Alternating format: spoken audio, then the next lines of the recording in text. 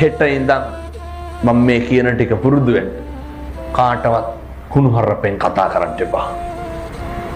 කාටවත් තෝ කියලා කියන්න එපා.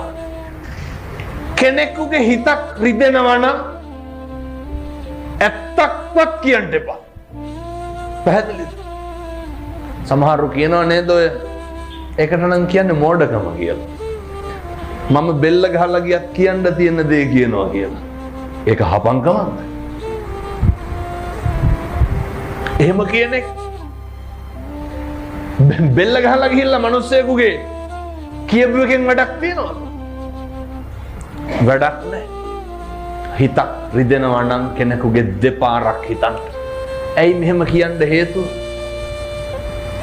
මරණ මංචකේ එළවයි මෙලවයි දෝලණය වෙනකොට මොකක්ද මතක් වෙන්න ඕන?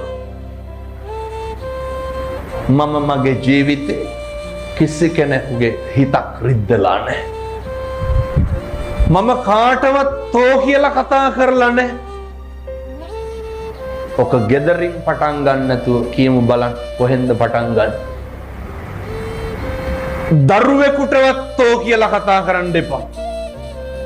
හරි මෛත්‍රියෙන් වැඩ කරන්න.